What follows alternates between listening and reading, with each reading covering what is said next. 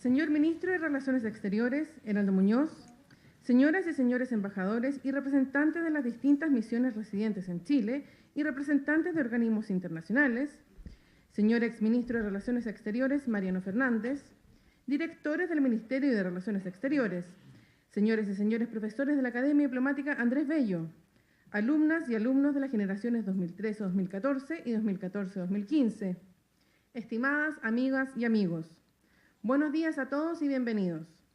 La Academia Diplomática Andrés Bello tiene el agrado de recibirlos para dar apertura a nuestro año académico. A continuación, se dirigirá a los presentes el director de la Academia Diplomática, el embajador Juan Somavía.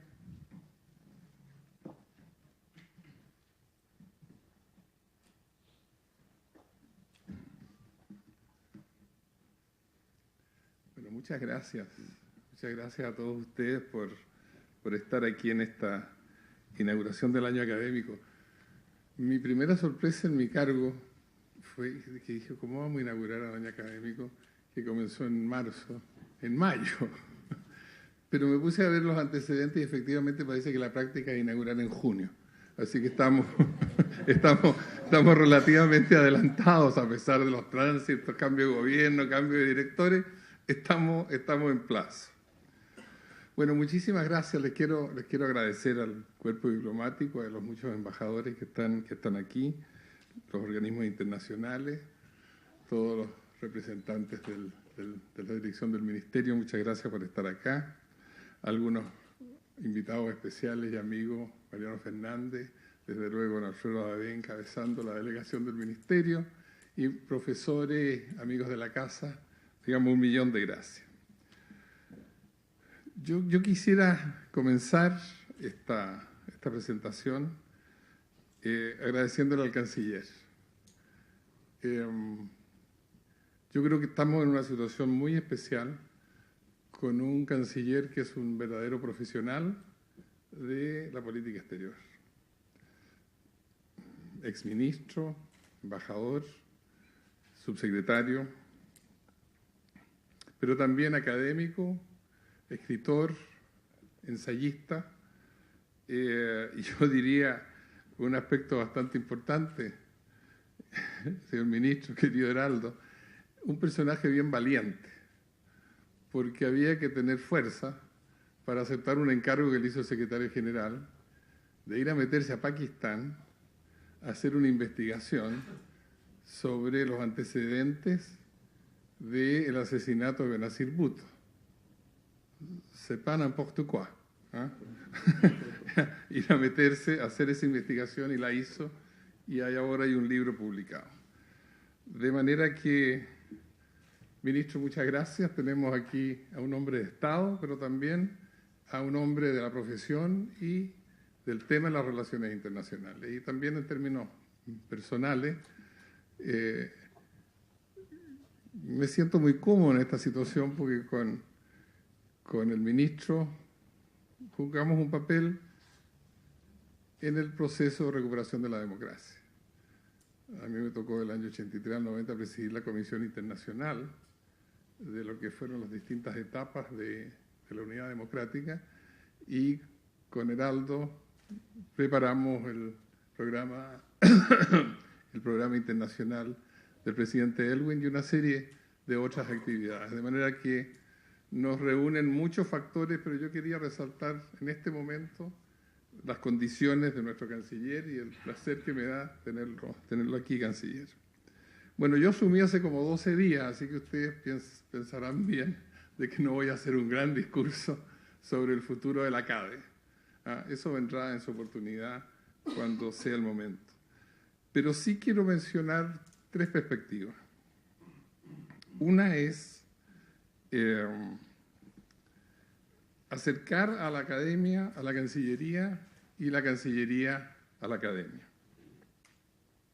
Y les cuento de dónde me viene esto. Antes tengo que decir de que he recibido la academia con fundamentos sólidos producto de su historia, pero también con las contribuciones que Pablo Cabrera hizo a la academia en términos de la importancia que le dio a todo lo que tiene que ver con diplomacia pública, la importancia que le dio a los temas de las redes sociales, la importancia de la relación con las universidades. De manera que base sólida. Menos sólidas en el edificio, pero ese es otro tema y no es responsabilidad de él. Así que vamos a tener que enfrentar también esa situación. Pero ¿por qué este tema de acercar la academia a la Cancillería y la Cancillería a la academia? Porque yo comencé por hacer un ejercicio muy simple, que es juntarme con los estudiantes, con los profesionales que estudian aquí, y yo la verdad que en el proceso de conversar con ellos he llegado más bien a la sensación que me gusta hablar de profesionales que estudian en la academia más que en estudiantes, porque son profesionales de un gran nivel, muchos de ellos con magíster, digamos, y otras condiciones. Y fíjese que lo que yo encontré, que se sentían, los que yo entrevisté directamente, le pedí a mi subdirector que entrevistara a los del segundo año, yo estoy viendo los de primer año. Una especie como de constante de decir, mire, nos gustaría un equilibrio entre lo sustantivo y lo más práctico. Digamos, cómo funciona una cancillería, qué es lo que es una embajada, cuál es el tipo de tareas que vamos a tener que hacer, qué es lo que es la cultura diplomática. Un conjunto de aspectos en donde la síntesis, yo diría, nosotros aspiramos a que la academia nos dé lo que no podemos aprender en ninguna otra parte. Y que en consecuencia nos concentremos, eso no significa eliminar otros temas, pero concentrémonos lo más posible en ese terreno. Lo que eso significa es que yo creo de que sería bueno, todos mis amigos directores, de que ellos quizás pensaran un poco en hacer alguno de los cursos y que ellos sientan que tienen una relación directa con las cosas que se están haciendo, digamos, directamente en la Cancillería. Yo sé que para esto se requiere tiempo, yo sé que para esto, digamos, siempre hay alguna otra actividad prioritaria, pero quisiera colocar como ejemplo a dos personas que son bastante institucionales, diría yo, en la Cancillería, que son Alberto Van Claveren y nuestra querida María Teresa Infante, que en medio de la historia de La Haya estaban haciendo cursos en la academia. Entonces, si estaban en condiciones ellos de hacerlo, yo creo que en general es un buen ejemplo de que esto es posible, digamos, y que se puede hacer. El otro tema de por qué me interesa mucho este vínculo más cercano es que yo creo que como academia, porque hay que saber cómo se enseña esto, y como Cancillería hay temas que están pendientes. Uno de esos temas es el tema de género. Es el tema de género en la manera como se organizan las cancillerías. Estos no son temas fáciles, son complejos, pero hay muchos países, aquí está lleno de embajadoras en esta sala, de tal manera que voy a estar muy contento si nos pueden ayudar en esta tarea. ¿Cómo se hace en términos del otro cónyuge? Muy difícil a veces que puedan trabajar en otros países. No tenemos suficientes convenios para que esas cosas se hagan. ¿Qué pasa con las parejas que se casan? ¿Cuál es la tarea que culturalmente se espera o no se espera del otro cónyuge? Para no decir en la cultura latinoamericana se espera de la mujer, etcétera, etcétera, etcétera, etcétera. Yo creo que ese es un terreno que me gustaría mucho conversar, pero que se tiene que hacer, solo es posible esa discusión y ese análisis con la Cancillería. El segundo punto es el siguiente. Tenemos que ser prácticos. Y acabo de señalar cosas tan prácticas como explíqueme en qué consiste cómo trabaja una Cancillería. Y al mismo tiempo, y le contaba esto en la transmisión del mando que hicimos con Pablo, a mí se me vino a la cabeza la fecha 2050. Me parecía raro, pero después me di cuenta por qué. Porque resulta que la gran mayoría, yo diría casi todos, los profesionales que están estudiando en la academia van a seguir siendo funcionarios en esa época. Y me surgió inmediatamente la pregunta, bueno, para gente que va a estar siendo funcionario el año 2050, ¿cómo miramos lo que le estamos enseñando hoy día? ¿Cuánto de eso es absolutamente indispensable? Pero ¿cuánto puede no ser válido? Digamos, si uno mira 30 y tantos años más adelante. En consecuencia, yo creo que hay un tema que es esencial, que tenemos que de alguna manera enseñar a partir de una elección que ya sabemos, que más seguido, mucho más que menos, la historia nos agarra de sorpresa. ¿Ah? Y no tenemos el hábito en la diplomacia de hacer estas visiones de más largo plazo porque estamos todos necesariamente concentrados en el day-to-day, en el quehacer de hoy día. Entonces yo creo que de alguna manera en la academia tenemos que incorporar los temas de la perspectiva, de los estudios de futuro, de tener una idea, porque hay cosas que ya sabemos. Sabemos que la población mundial va a ser de más o menos 9.000 millones de personas el año 2050. Sabemos que para el año 2050 vamos a tener un envejecimiento que va de alrededor del 11% de la población mundial al 22% de la población mundial. Y podría seguir con todas las cifras. La urbanización en América Latina, el 2050 va a ser de 90%, en el mundo de 80%. Sabemos que están subiendo las aguas, sabiendo que está subiendo la temperatura, sabiendo que ciertas islas del Pacífico, países islas del Pacífico, ya están negociando con países para saber dónde se van a ir en su oportunidad cuando las islas puedan desaparecer si las cosas siguen como están. Estoy colocando algunos ejemplos. Lo único que quiero decir es que ya sabemos cosas que van a pasar.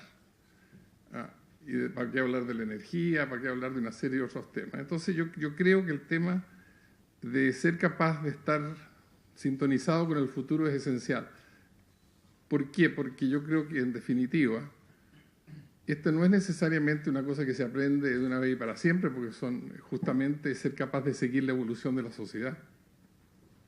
Y que tampoco es un problema que cada cierto tiempo uno haga un curso sobre dónde está el mundo. Yo creo que de la esencia de un diplomático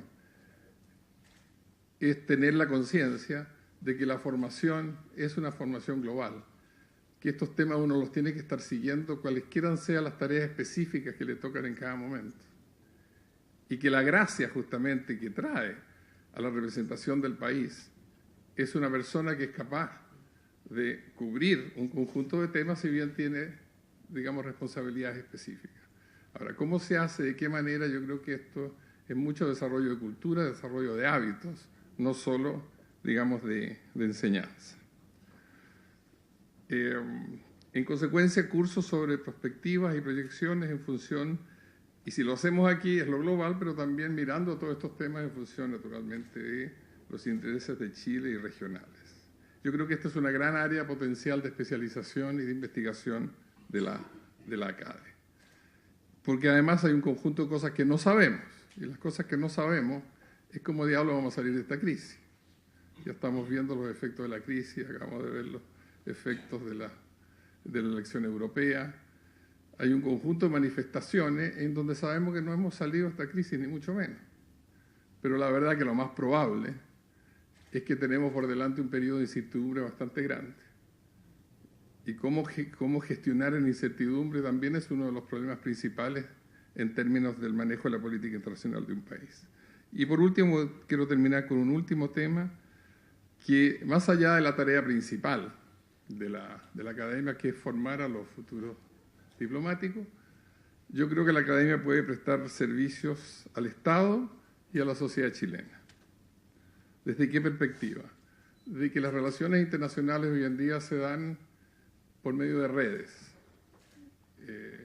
Son redes de intereses, son redes de objetivos compartidos, son redes de influencia. Yo particularmente en el último tiempo estuve viviendo muy de cerca y observando muy de cerca las redes de los negocios mundiales y las redes de los sindicatos mundiales por mis responsabilidades en la OIT. Pero esto es general. El Estado, el Ejecutivo, el Legislativo, el Judicial participa en redes globales, sectoriales, binacionales. La sociedad participa en miles de redes. Todos nuestros países tienen un conjunto de nacionales que participan en la vinculación nacional con el mundo, porque salen a sus redes. Hay redes temáticas también, el medio ambiente, los derechos humanos, el género, grandes procesos globales. Entonces miles de nuestros ciudadanos salen a esas redes pero muy seguido no tienen noción de cuál es la política internacional, cuáles son los fundamentos de la política internacional del país que están de alguna manera representando. No sale como representantes, pero de hecho son actores reales, en temas reales que son de interés para el país. Aquí hay un tema que a mí me parece muy importante en el futuro desde la academia, creo que esto es válido para los países en general, pero desde la academia yo creo que sería posible, por ejemplo, a nivel del Ejecutivo, todos los ministerios tienen algunos encargados internacionales, juntamos a los encargados internacionales, le decimos, mire, le ofrecemos este servicio. No va a ser la intensidad de los profesionales que están estudiando aquí, pero sí puede ser una cosa de 20 horas, 25 horas, una cosa apropiada, además hecha ad hoc según las contrapartes. Entonces, yo quisiera terminar esto diciendo de que tengo una cita, pero no la encuentro. Pero la cita es buena, aguántese un segundito. Aquí está. Tengo la cita, ni más ni menos que don Heraldo Muñoz, que no a propósito de esto. Heraldo Muñoz, 1999. Dice, los países compiten a nivel internacional como un todo, con su economía, con su sistema político, con su cultura, con su ordenamiento social y con sus niveles de equidad o inequidad. Y en este sentido, entonces, todos tenemos tareas pendientes en nuestros países. Quiero señalar que esto que el ministro dijo hace 15 años atrás es exactamente lo que el esfuerzo de hacer conciencia, justamente, y que cada uno de nuestros connacionales que salen al mundo son de alguna u otra manera parte de este todo, de que los países a nivel internacional se presentan como un todo. Y finalmente, déjenme terminar con un pequeño comentario personal. Señor ministro, tuve la oportunidad de decírselo a usted y a la presidenta, pero quiero decirlo nuevamente, le quiero agradecer a los dos este nombramiento. Luego de más de varias décadas he vuelto a Chile. Esta ha sido una opción de vida, de volver a Chile. Estábamos demasiado tiempo fuera con mi señora Adriana Santa Cruz, que está aquí con nosotros. Y volví a Chile con el deseo de ser útil, pero de ser útil en ciertos marcos, y esto me calza perfectamente bien con lo que tengo ganas de hacer. Y esto de tener ganas de hacer es una cosa muy importante en la vida. Y debo decir que la vida ha sido generosa conmigo. Y que en consecuencia hacer esto en esta etapa es una cosa que me calza muy bien, porque lo estoy abordando con entusiasmo, con convicción, con la importancia que tiene, y también con un cierto cariño. Un cariño que tiene que ver con la Cancillería. O sea, es como volver al redil de la Cancillería después de muchos años. Mis padres fueron diplomáticos. Yo he tenido una serie de responsabilidades dentro de la Cancillería y volver de nuevo a esta tarea que me entusiasma y que me parece una tarea de bien. Estoy muy contento y con mucho respeto, ministro, le quiero agradecer este nombramiento y decirles a todos ustedes que a mí me encanta hacer cosas, así que de a poquitito con cada cual vamos a ir inventando cuáles son las cosas. Estábamos recién hablando con el director de la ANEPE, que íbamos a echar a andar rápidamente actividades conjuntas. De modo que gracias a ustedes por estar aquí, gracias ministro por inaugurar este año, y seguiremos trabajando juntos con todo el entusiasmo y con todo el interés de hacer de esta academia lo mejor posible, pero al servicio de la Cancillería y desde la Cancillería al servicio también de las vinculaciones con todos sus países. Muchísimas gracias.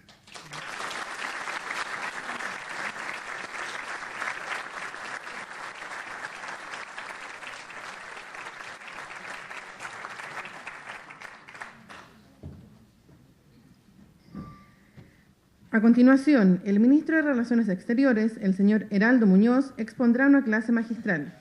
Lo invitamos a tomar la palabra. Muchas gracias.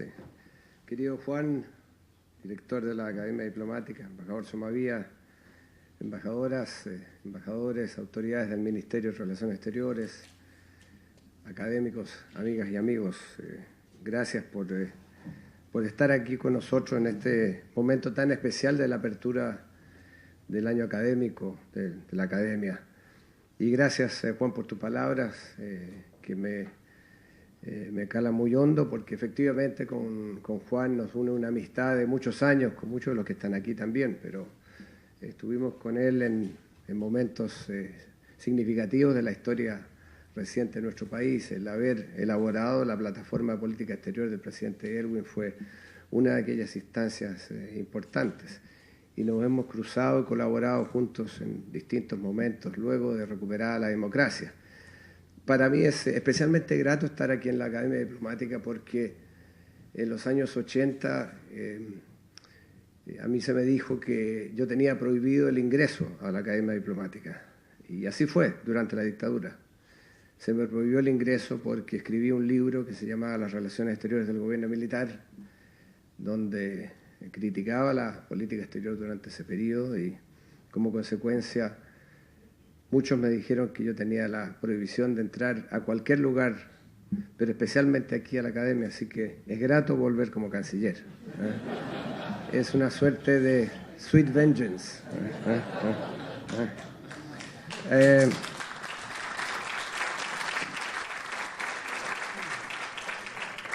Eso me permite entrar de lleno a la exposición que quería hacer. Una política exterior exitosa siempre es una política de Estado y que incorpora a gobierno y a oposición y representa los mejores principios y tradiciones de un país. Y eso es efectivamente lo que estamos tratando de hacer ahora en este nuevo periodo del mandato de la presidenta Michelle Bachelet. Es decir, una política exterior que tiene algunos principios, que tiene elementos fundamentales de continuidad, pero que también tiene elementos de cambio, ¿no? Pero quisiera partir con aquellos elementos de continuidad, lo que constituye la base de una política de Estado. Y eso es partir por los principios generales, que no van a cambiar y que estarán ahora y estarán el 2050, como bien Juan está pensando, el horizonte largo de estos diplomáticos jóvenes que están ingresando hoy día a la Academia y que seguramente van a estar en ese momento seguramente ellos van a estar defendiendo estos mismos principios, que son el respeto al derecho internacional, el respeto a los tratados, a la independencia y soberanía de los estados, a la integridad territorial, a los derechos humanos y a la democracia, a la responsabilidad de cooperar. Todos estos principios fundamentales son de ahora y lo serán sin duda en el futuro. Solución pacífica de controversias, por cierto, como uno de los principios fundamentales de Chile. Y en esa perspectiva, entonces, estos principios los hemos reafirmado y continuaremos reafirmándolos e impulsándolos en los distintos foros internacionales y en nuestra aproximación a la comunidad internacional. Pero también habrá elementos de cambio. Quizás el elemento principal de cambio es la intensificación de los lazos con América Latina y el Caribe, y particularmente con América del Sur, que es nuestro entorno más natural. De modo que queremos volver a ser protagonistas de la política regional y en ese sentido creemos que no solo por una cuestión de tradición, de historias comunes, sino que porque podemos hablarle al mundo desde América Latina, desde lo que somos. Ayer estaba con personas de la Fundación Imagen País y han hecho algunos estudios bien interesantes. Uno de los estudios analiza cómo se ve Chile y otros países latinoamericanos en distintas categorías, desde libre comercio, pasando por cultura, pasando por una cantidad de... Bueno, en definitiva, todos los países de la región se ven más o menos iguales, es decir, Chile no se diferencia de la región. No hay manera de pensar que Chile no pertenece a esta región porque nos ven como latinoamericanos primero y por sobre todo. Y yo creo que eso nos da una fortaleza de poder, afincándonos en esta región, proyectarnos al mundo. y hablarle al mundo no solo en solitario, sino que en compañía de los demás. Y este es un empeño que vamos a tratar de realizar. En el entendido, sin embargo, que la región es diversa, que hay caminos distintos para el desarrollo, que hay políticas económicas diferentes, que hay visiones distintas y hay que respetarlas. Yo creo que es del mayor realismo político el reconocer esas realidades y a partir de esas diferencias tratar, sin embargo, de buscar convergencias, porque hay muchos elementos que unen a esta región. Esta es la región donde hay más países de renta media. Es la región de renta media, con la excepción de Haití, todos los demás son países de renta media, y en Naciones Unidas, de hecho, hemos estado librando una batalla para que se reconozca que si bien es cierto que esta región es de renta media, sin embargo tiene desafíos de desarrollo inmensos que requieren todavía elementos de cooperación. De modo que aquí hay cuestiones que nos unen y que si no somos capaces de impulsar, algunos procesos globales nos pueden dejar al margen. Como por ejemplo la discusión que ya está ocurriendo en Naciones Unidas respecto a la agenda post-2015, que será definida el próximo año, y sin embargo América Latina y el Caribe somos los que menos hemos avanzado en una posición común, en tanto yo veo el grupo americano y el grupo asiático configurando sus posturas para que queden reflejadas adecuadamente en esa agenda, que será la agenda de desarrollo global por los próximos 15, 20 años, quizás cuánto, y que reemplazará en buena medida a la agenda del milenio.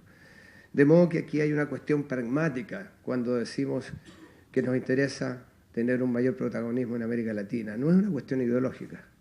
La política exterior no tendrá sesgo ideológico.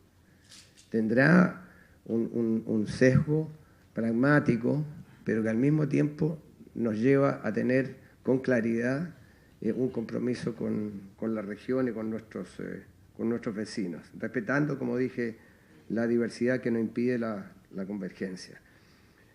El papel de Chile lo vemos como un papel de tender puentes de entendimiento por sobre las diferencias.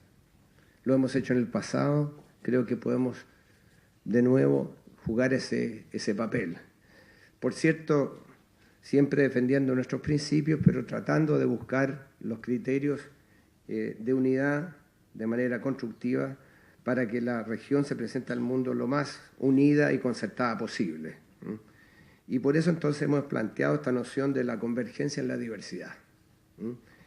Por eso creemos que hay que fortalecer nuestra participación en las distintas instancias de integración de la región, como es el caso de UNASUR o CELAC en distintos ámbitos.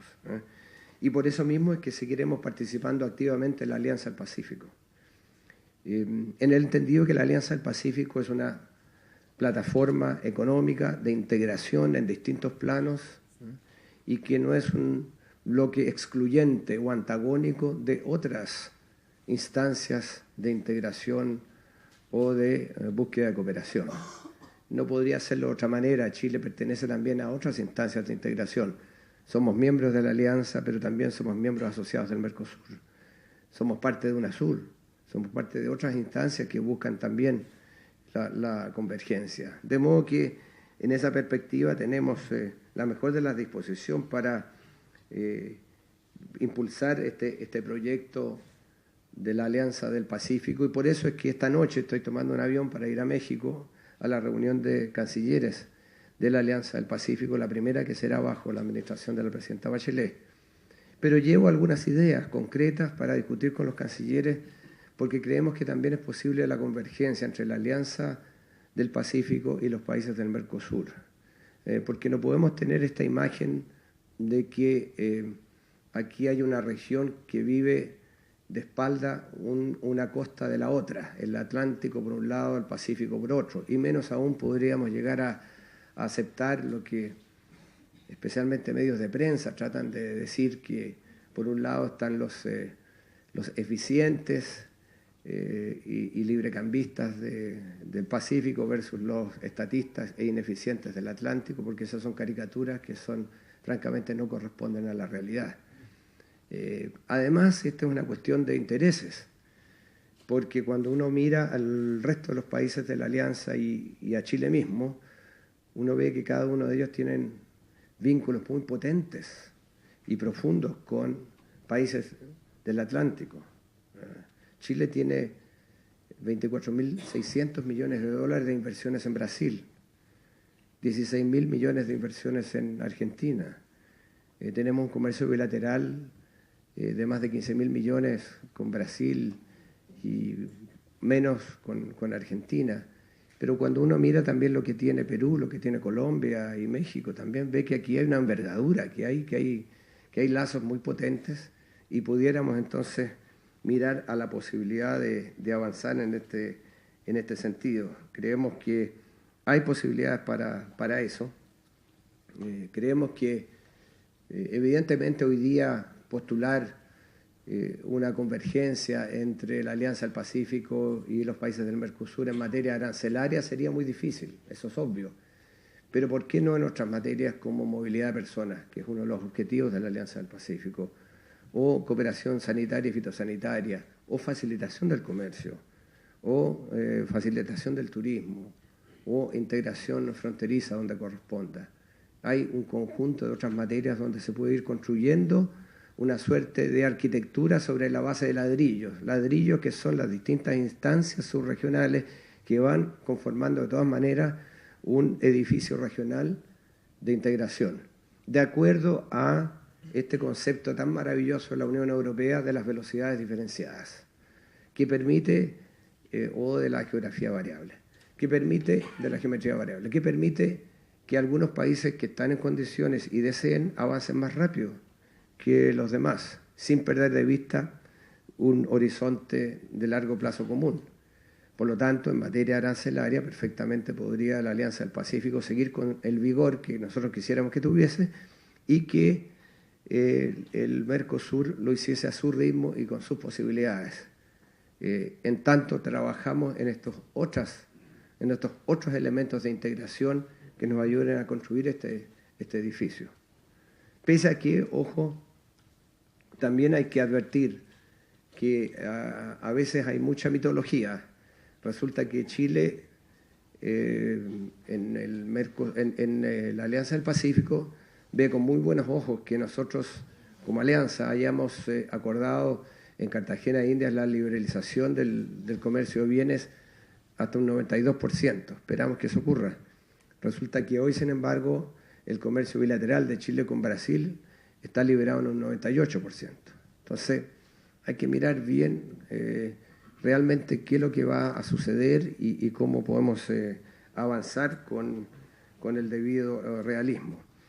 El compromiso de Chile de impulsar esta convergencia se expresó ya en una visita que tuvimos, algunos de ustedes seguramente estuvo allí, yo sé que estuvieron algunos allí, en esta reunión de ABAC, de los empresarios de la región de Asia-Pacífico, de APEC, que vinieron a Chile a reunirse 170 de los principales empresarios de Asia-Pacífico, y con ese propósito de entablar un diálogo entre las dos riberas de nuestro continente, invitamos a los cancilleres de Argentina y de Brasil para que estuvieran acá, y así estuvieron, y creo que fue un diálogo bien interesante, tanto para los cancilleres como para los empresarios, según lo que ellos me dijeron.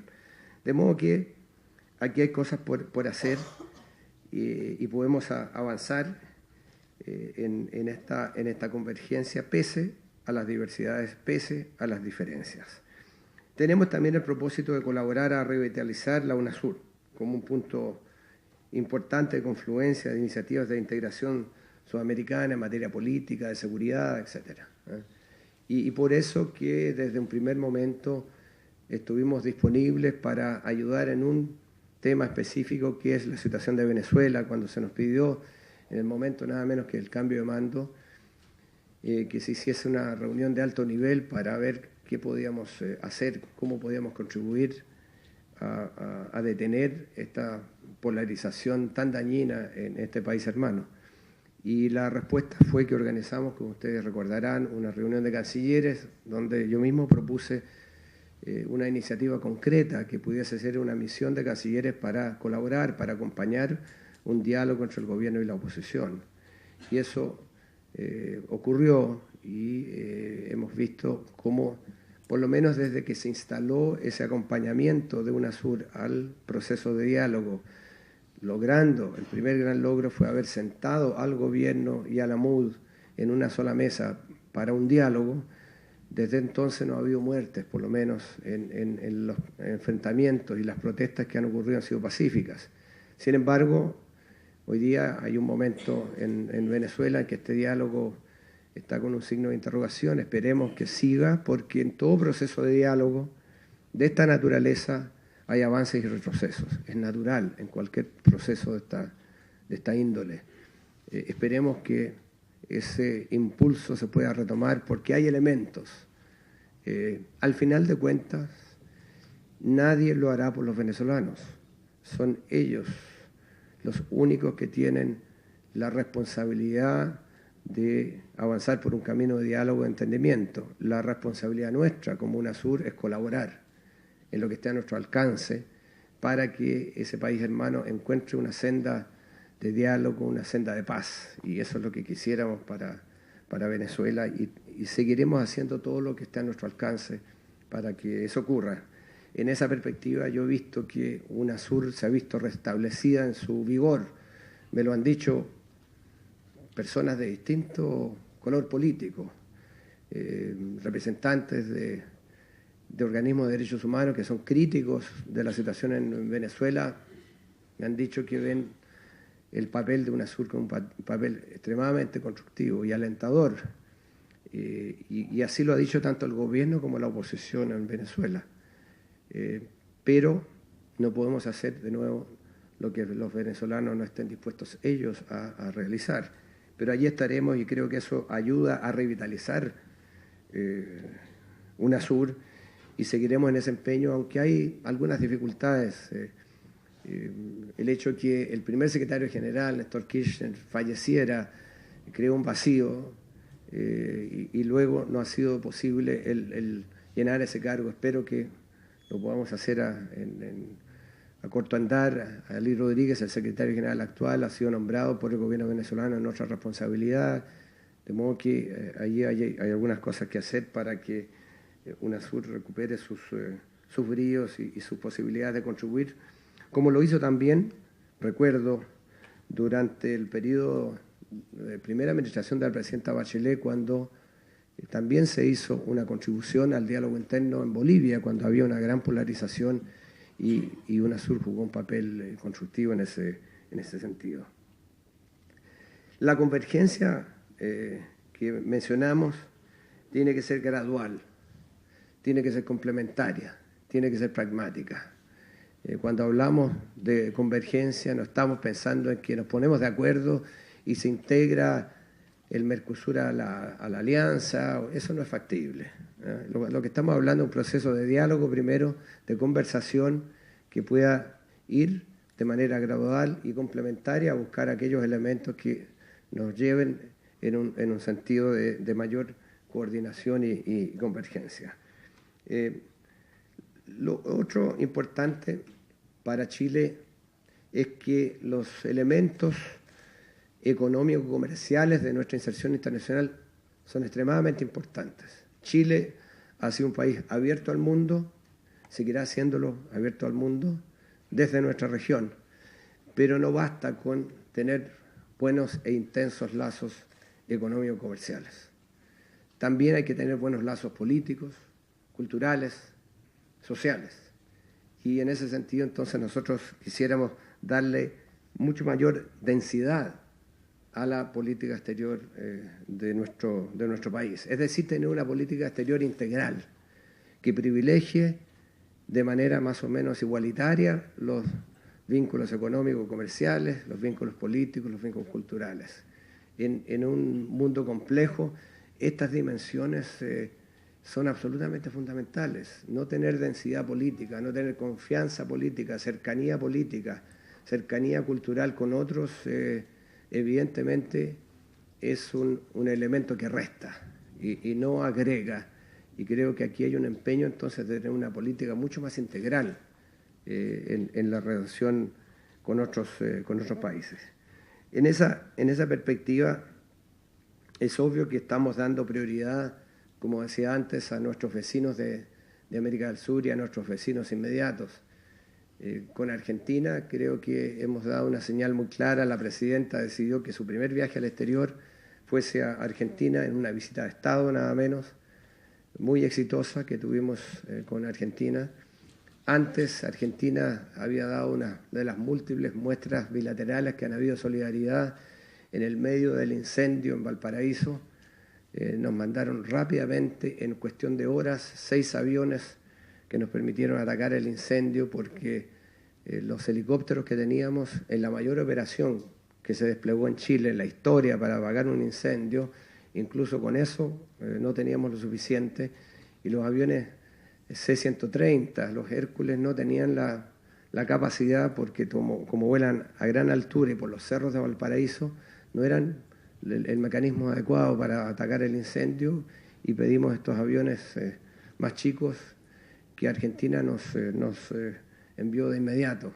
De modo que partimos en un buen pie con ellos, partimos además con la resolución temporal de un problema que teníamos en un paso, que espero que pueda ser una solución más permanente, problema difícil, pero si alguien cree que con un vecino no van a haber problemas, no conocen de relaciones internacionales, porque yo he observado con mucha atención las relaciones vecinales entre Estados Unidos y Canadá, quizás la relación más amistosa de las que existen, y hay problemas permanentes entre Canadá y Estados Unidos por distintas cuestiones, porque es natural a la vecindad. Y veo a la embajadora que hace así, la embajadora de Canadá, al lado del embajador de Estados Unidos. Por lo tanto, me están dando la razón. Pero independientemente de eso, creo que la visita a Argentina fue una visita muy importante que renueva el compromiso de reactivar el Tratado Maipú, y con todo lo que eso significa en términos de conectividad y compromisos. Y ya las 2 presidentas nos dieron tarea a los ministros, nos tenemos que reunir a fines de agosto a nivel de varios ministros y de los intendentes por el lado chileno y los gobernadores por el lado argentino, con tareas bien específicas, con meses para realizar tareas, evaluaciones, estudios. Así que esta es una relación muy madura con Argentina. Lo mismo diría yo con Perú. Después del fallo de La Haya, creo que estamos disponibles para dar vuelta a la página. Sabemos cuál ha sido la postura de los 2 países. Ambos, de manera responsable, hemos cumplido con ese fallo, y ahora esperamos que los elementos pendientes para que ese fallo sea cumplido en su plenitud, incluyendo la declaración conjunta de los cancilleres del 2+2, culmine y podamos entonces avanzar en una agenda muy proactiva, muy positiva, de beneficio común para los 2 países. Tendría que ser así, de todas maneras, y eso es lo que hemos conversado con la canciller, y nos vamos a estar encontrando en algunos momentos para conversar del futuro, que quisiéramos que sea el énfasis con este país vecino tan querido como el Perú. Con Bolivia sabemos cuál es la situación y la lamentamos la demanda unilateral de Bolivia en La Haya, pidiendo una obligación o sosteniendo que existe una obligación por parte de Chile para negociar un acceso soberano al mar, es decir, básicamente demandando territorio contrario a lo que está establecido en el Tratado de 1904 y lo que ha sido durante 110 años. Y pese a que a Bolivia se le otorga el régimen más completo de acceso al mar en términos de libre tránsito por los territorios y los puertos de nuestro país, con potestad aduanera, con aduanas, con comercio sin gravames de ningún tipo, con comercio de armas. En definitiva, digamos, una situación que es incomparable en relación a otros países mediterráneos. Pero lamentablemente eso es así. Ese tema evidentemente se verá en La Haya, lo que no obsta para poder avanzar en otros temas de interés común con Bolivia, porque nos unen la vecindad evidente, y por lo tanto hay cuestiones de integración económica, de integración física, de transportes, etcétera, que quisiéramos abordar.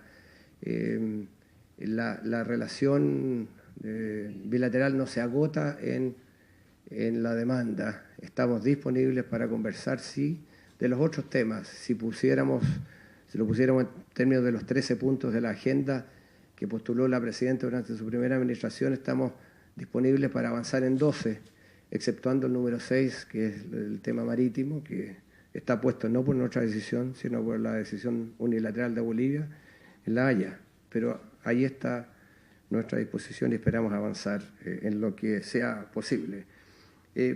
Con Brasil, Chile ha tenido una relación histórica muy profunda, y cada vez que los que miramos la historia permanentemente nos damos cuenta que esta es una relación privilegiada que ha existido. Los brasileños siempre dicen en broma que una amistad sin límites, ¿eh? Pero pese a que no tengamos límites, no es por eso que sea una amistad sin límites, ¿eh? Es porque ha habido una coincidencia a través del tiempo que ha sido extraordinaria. Yo le contaba al canciller Luis Alberto Figueiredo que me encontré con unos pedazos de historia respecto a los arbitrajes que se produjeron después de la Guerra del Pacífico, cuando Brasil, que fue uno de los jueces de un arbitraje que hubo, donde nos estaban demandando los alemanes, los ingleses, varias potencias europeas respecto a daños que habían sufrido sus ciudadanos, si no hubiera sido por los jueces brasileños, no sé qué hubiera pasado. Ahí tuvimos una defensa de Brasil y un compromiso que nos permitió sortear ese momento tan difícil. Pero hay miles de episodios donde Chile ha dado una mano o Brasil nos da una mano, y por eso que mi primer viaje al exterior como canciller, primer viaje bilateral, fue a Brasil, y por eso que a la primer canciller a quien recibí cuando vino en visita no oficial a Chile fue al canciller Figueiredo, y nos coordinamos para muchos temas que ya han dado resultados, y estamos trabajando para, por ejemplo, poner un diplomático brasileño en la misión de Chile en Naciones Unidas. Ahora que estamos en el Consejo de Seguridad durante 2 años, esperamos que sea posible, si Estados Unidos no nos bloquea ese empeño, y podamos entonces tener un brasileño que esté en nuestra misión, porque sería un gesto importante, como lo hizo alguna vez Argentina con Brasil y viceversa. Y a cambio de eso, Brasil nos está entregando ya información sobre temas relevantes para el Consejo de Seguridad en los países donde no tenemos misiones residentes. Yo creo que esto es una expresión bien clara, y además de eso, la presidenta Dilma ha sido muy gentil para invitar a la presidenta Bachelet a una visita bilateral. Como recordaremos, ella estuvo acá para la transmisión del mando, que fue además un gesto. Todos sabemos que hay elecciones presidenciales en Brasil, y esto es un tema, el tiempo siempre apremia para un candidato, y el que haya venido y que esté invitando a la presidenta, veremos cuándo se puede hacer esa visita. Esperemos que sea en el contexto del Mundial, ya todos estamos casi allí, difícil librarse de eso. Para los que somos apasionados del fútbol nos interesa mucho que la visita se haga en ese contexto, y por lo tanto allí hay una relación que hemos retomado con mucha fuerza y con mucha intimidad, diría yo, con Brasil. Y lo mismo con otros países de la región, la visita del presidente Correa, las otras visitas que estamos haciendo. La presidenta irá a la cumbre en México, la cumbre de la Alianza en junio, de modo que vamos a renovar con hechos claros nuestro compromiso. Yo mismo he estado, por cierto, en Venezuela, en esta gestión de los cancilleres, y antes que hubiéramos asumido acompañamos al presidente Piñera en su momento a Cuba a la reunión de CELAC. De modo que aquí hay un compromiso claro. Hemos renovado además con Colombia nuestra observación del proceso de diálogo de paz en Colombia, que nos parece extraordinariamente importante, y hemos incluso ampliado este proceso de observación y acompañamiento de esas conversaciones con la designación del embajador Luis Mayra, y de Raúl Vergara como un alterno, para que den lo mejor de nuestro aporte a ese acompañamiento de las conversaciones de paz. De modo que aquí hay un compromiso muy claro y evidente, y en los próximos días yo también voy a la OEA en Paraguay, voy en visita bilateral antes, invitado por el canciller de Paraguay y por el presidente. De modo que nuestros vínculos están muy presentes con toda la región. También quisiera decir que nuestra política exterior, por cierto, no se agota en América Latina y el Caribe. La presidenta contaba el otro día que cuando estuvo en esta reunión de ABAC con los empresarios de Asia-Pacífico, algunos empresarios le habían dicho, bueno, y entonces usted va a estar solamente interesada en América Latina y ya no, Asia-Pacífico no interesa. Y la presidenta dijo, no, por favor, dijo. Una cosa que digamos que nuestra prioridad es América Latina, desde aquí le hablamos al mundo, pero nuestro compromiso es con el mundo. Esta es una política de apertura al mundo y Asia-Pacífico ocupa un lugar muy importante porque es el horizonte del futuro.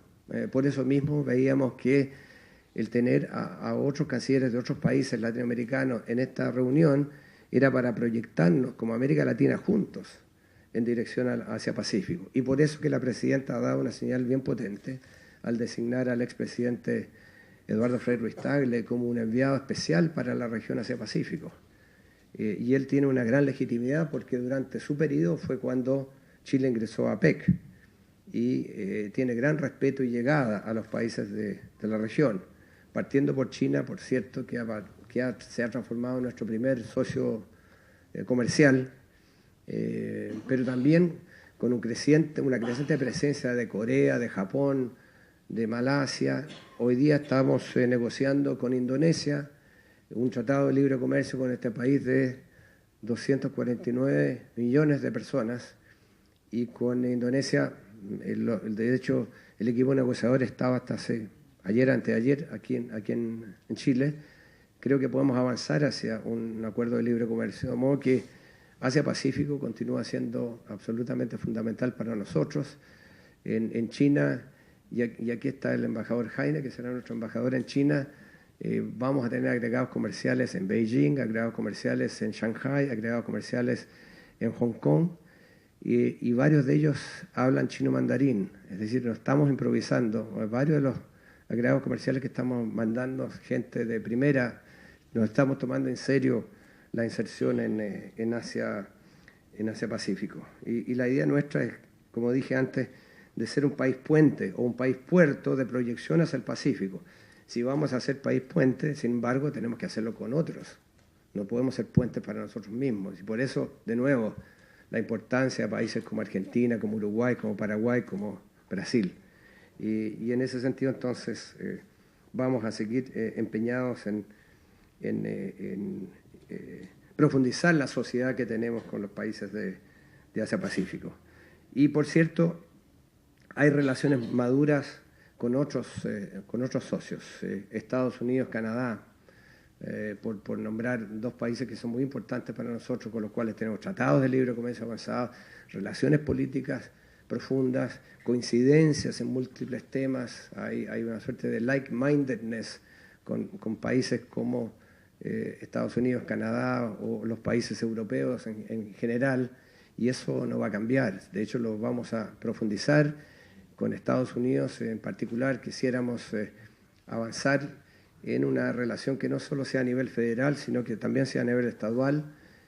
Acabamos de tener la reunión del Consejo en California, creo que Mike Hammer estuvo allá, buenos resultados, y vamos a ver cómo podemos desarrollar esa relación que tiene que ver mucho con intercambio científico-tecnológico, con innovación, con educación superior. Lo mismo con Massachusetts. Y hemos recibido preguntas y ofertas casi de hacer lo mismo con otros estados, como el estado de Washington, que cuando estuvo la senadora por ese estado ofreció la posibilidad de agendar algo semejante con el estado de Washington, que tiene empresas aeronáuticas, que tiene Microsoft, que tiene muchas cosas. Así que estamos en esa perspectiva. Lo mismo, creo yo, que el visa waiver lo que demuestra es que hay una relación con Estados Unidos madura. Yo confío en que ese proyecto de acuerdo se apruebe en el Congreso una vez que se esclarezcan las dudas que los parlamentarios han planteado, para pasar a estar en este club bastante privilegiado, digamos, del tratamiento de visa por parte de Estados Unidos, que beneficiaría por ciertamente a los turistas y a personas de negocios. Con Estados Unidos, y lo vinculo a lo que decía antes, al tema del Pacífico, hay una negociación en marcha del denominado TPP. Esta es una negociación que evidentemente le interesa mucho a Estados Unidos y vamos a participar de manera constructiva en esa negociación. Ya estamos participando, ya estuvimos con nuestros equipos en Vietnam, estuvimos con nuestro equipo ministerial en Singapur y tenemos ya unas primeras indicaciones. Mi sorpresa ha sido que los empresarios me han dicho, hasta que ustedes llegaron nosotros no sabíamos nada de lo que estaba pasando, de lo que se estaba negociando. Bueno, lo primero que hicimos fue, con transparencia, crear un cuarto adjunto para que estén los empresarios, la sociedad civil, todos aquellos que tienen que estar informados de lo que se está negociando, manteniendo la confidencialidad de los textos, pero sí informando de lo que está pasando, de modo también recibir insumos respecto a los temas de negociación, y hay algunos que son sensibles para nosotros, como propiedad intelectual o como regulación de empresas públicas o facultades del Banco Central. Ahí hay temas sensibles. Negociaremos constructivamente, tendremos que ver cuál es el plus de este acuerdo del TPP, más allá de los 11 acuerdos de libre comercio que ya tenemos con los otros 11 socios que conforman este equipo de 12 que está negociando el TPP. Hay que ver cuáles son los beneficios. Ningún país entra a suscribir un acuerdo que no lo beneficia. Y ese será el criterio, siempre ha sido en el pasado. Y veremos entonces que en el toma y daca de las negociaciones, si es que ese balance positivo se produce. Hasta ahora las negociaciones no han avanzado mucho, hay unas diferencias en la bilateral entre Estados Unidos y Japón. Veremos qué sucede en el futuro, pero nuestra posición es constructiva. No es negarnos para nada, sino que decir, vamos allá como va Estados Unidos, como va cualquier otro, con sus intereses, con sus vulnerabilidades, con sus esperanzas. Y en esa perspectiva veremos cuál sea el resultado. Y bueno, con Estados Unidos yo quisiera decir que hay un momento muy especial, el día 30 de junio, la presidenta irá a Washington, ha sido invitada por el presidente Obama. Estamos muy complacidos de esta invitación. La presidenta ya ha aceptado y estamos trabajando en un plan de aquella visita. Creo que será muy útil para ver todos los temas bilaterales, entendiendo además que hay un interés de Estados Unidos de conversar de temas globales por nuestra pertenencia en el Consejo de Seguridad por los dos próximos años. También mencioné a la Unión Europea como un socio muy importante y nosotros quisiéramos recordar que hemos hecho una propuesta para actualizar el Tratado de Asociación que ya tiene 10 años y hemos avanzado bien en esa propuesta en cuanto a que hemos obtenido una respuesta favorable en cuanto al pilar de diálogo político y al pilar de cooperación. Estamos a la espera de la respuesta en materia económico-comercial de ese pilar que es muy, muy importante. Y, por cierto, nuestra intención es focalizar nuestros lazos con la Unión Europea, con los países de la Unión Europea, en los temas también más maduros.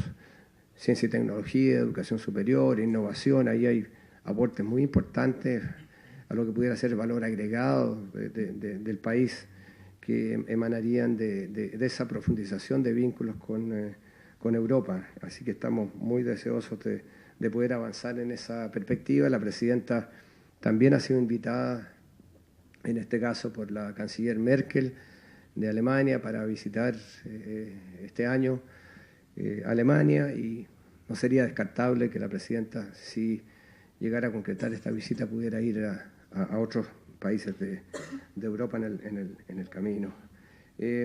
Igualmente quiero mencionar un par de cosas más para ir terminando. Relaciones sur-sur. Las relaciones sur-sur para nosotros son crecientemente importantes. Chile ya no es solo un país que recibe ayuda, que recibe cooperación, sino que un país que la otorga. Y hemos hecho esto desde hace algún tiempo, pero crecientemente. Ya no es solo una cuestión de acompañar la política exterior, es parte de la naturaleza de ser un país de ingreso medio que puede colaborar con sus experiencias, con sus lecciones aprendidas a otros países de nivel medio o más bajo que el nuestro. Y en esa perspectiva, entonces, quiero sostener que en el ámbito de Naciones Unidas y de manera bilateral vamos a continuar con esa política, pudiendo hacerlo también de manera trilateral, con países europeos, con Canadá, con Estados Unidos, para como potenciar todos los elementos que uno puede traer a esa cooperación. Y un instrumento importante es el Fondo para Combatir el Hambre y la Pobreza que creó Chile el año pasado. Me pareció una excelente iniciativa, yo la apoyé mucho desde el PNUD. Claro, fue un acuerdo con el PNUD, así que me parecía especialmente importante, ¿vale? Pero independientemente de eso, me pareció muy bien que el gobierno haya pensado que el dinero que estábamos dando a UNITAID, producto del cobro del impuesto a los pasajes generados en Chile, no fueran a un fondo donde se perdía la visibilidad de Chile y tuvieran una parte de eso para apoyar proyectos de desarrollo en Centroamérica y Caribe, básicamente. Y eso me parece un instrumento interesante que a mí me gustaría expandir. Un proyecto que tiene alrededor de $1,5 millones de dólares, $1,5 millones a $2 millones máximo de dólares anuales. Creo que se puede hacer más y me parece que eso fortalecería esta perspectiva de relaciones sur-sur. Ya que estoy hablando de Naciones Unidas, quisiera decirles que Chile va a impulsar muy activamente una política multilateral. Esto siempre ha sido otro de los elementos tradicionales de nuestro país. No es nuevo, porque ya que está aquí Adriana y está Juan, Hernán Santa Cruz es un ícono de la política multilateral de Chile. Y nos olvidamos de repente de los grandes próceres de la diplomacia chilena, no solo él, sino que tantos más que por la vía de la política multilateral le dieron un buen nombre a Chile. Quisiéramos continuar haciendo lo mismo, más aún cuando estamos en el Consejo de Seguridad por 2 años, y allí vamos siempre a jugar un papel de constructores de consenso, de constructores de diálogo, empeñados en que el uso de la fuerza sea un último y extremo recurso y se ejecute de acuerdo a la Carta. Y en eso nuestra política ha sido clara en el pasado, continuará haciéndolo en el futuro. No podemos admitir soluciones al margen de la Carta y que no contemplen entonces el papel del Consejo de Seguridad en la construcción de la paz y la seguridad. De modo que allí trataremos de ser, como lo hemos hecho hasta ahora en estos pocos meses en que estamos, un elemento constructor de consensos. Lo mismo que en el Consejo de Derechos Humanos, donde estamos en Ginebra, para respetar, hacer respetar, defender, promover los derechos humanos según están consagrados en las distintas convenciones y acuerdos internacionales. Así que nuestra responsabilidad la haremos, y la haremos también en las misiones de paz, como lo hemos hecho en Haití. Llevamos ya 10 años en Haití, tropas chilenas. No puede haber un compromiso más claro que ese. Fuimos a Haití antes de la MINUSTA, cuando se organizó esa fuerza de emergencia, y solo fueron 4 países. Fue Canadá, fue Estados Unidos, Francia y Chile, cuando la situación era más que peligrosa. Y hemos logrado un avance en Haití que ha sido bien notable, lo que nos obliga a pensar en el futuro, en qué pasará en un horizonte cuando de manera gradual esas tropas dejen de estar y den lugar a una presencia más de desarrollo de la MINUSTA en Haití. Aquí está Mariano Fernández, que fue representante del secretario general en la MINUSTA, y sabemos entonces por la presencia de él, de Juan Gabriel Valdés antes y de nuestras tropas, el compromiso que nosotros tenemos con la MINUSTA como una misión de paz del Consejo de Seguridad de Naciones Unidas, y y eso continuará siendo, además del hecho de que tenemos con Argentina esta misión conjunta Cruz del Sur, que una de las posibilidades es desplegarla en Haití, como con ocasión de las elecciones que ocurrirán allí. De modo que tenemos trabajo multilateral y ese trabajo multilateral seguirá siendo muy intenso. Termino con dos cosas. Modernización de la Cancillería y el libro blanco. Yo he dicho antes que casi todos los cancilleres al comienzo dicen vamos a modernizar la Cancillería, después se les olvida porque yo en estos pocos meses que llevo, la reacción a lo que pasa, la tener que responder, la falta de tiempo es enorme. Entonces lo propositivo es desplazado por lo reactivo generalmente. Y lo que pasa es que la mayor parte de los cancilleres terminan el último año, ya cuando viene el horizonte del término de la administración, es decir, se nos olvidó la modernización, hagamos un proyecto y se presentan a última hora, como ocurrió en la administración pasada. Esto no es un pecado de la administración pasada, ha sido prácticamente de todas. Y lo que quisiera entonces ahora es que empecemos desde el inicio, por eso le pedimos a Mario Artaza, al embajador Artaza, que se dedicara solo y exclusivamente a una propuesta, a un diseño, a un proceso de consulta, para tener un proyecto de ley de modernización de la Cancillería, pero también tener un conjunto de propuestas de buenas prácticas que no requieran ley para modernizar la Cancillería. Y yo quisiera, en este ámbito académico, y sabiendo que Juan Somavía va a impulsar un proceso también de modernización de la academia que contribuyese a ese propósito de modernización más general, en el cual la formación de los diplomáticos es un componente sin lugar a dudas.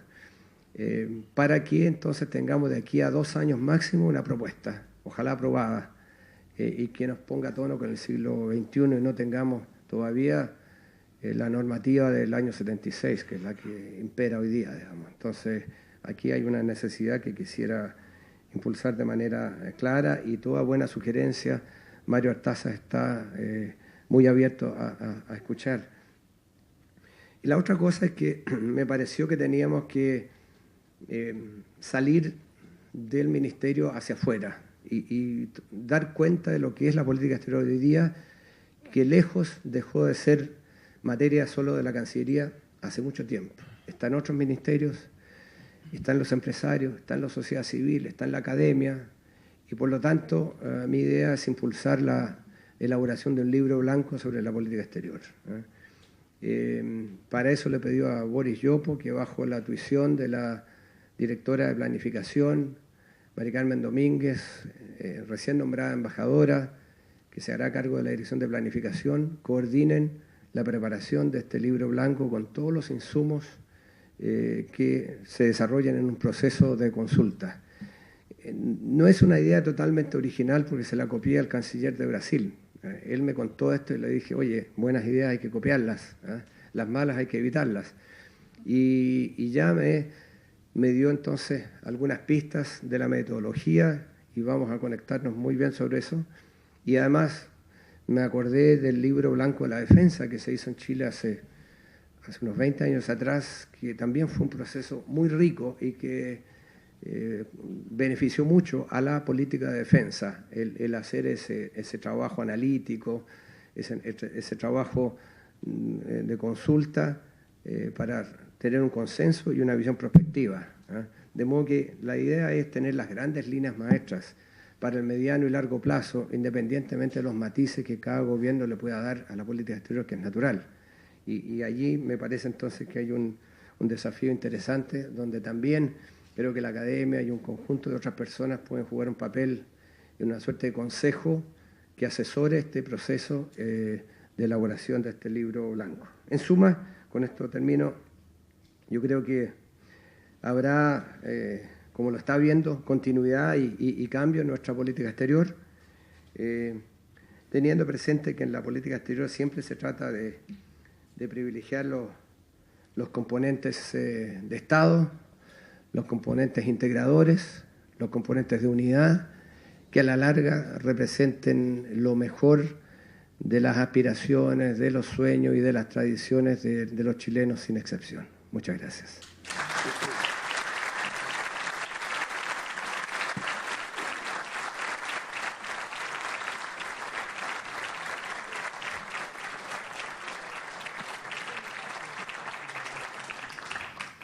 Le agradecemos al ministro de Relaciones Exteriores sus palabras y a continuación invitamos a los presentes al comedor Andrés Bello a compartir un vino de honor. Muchas gracias.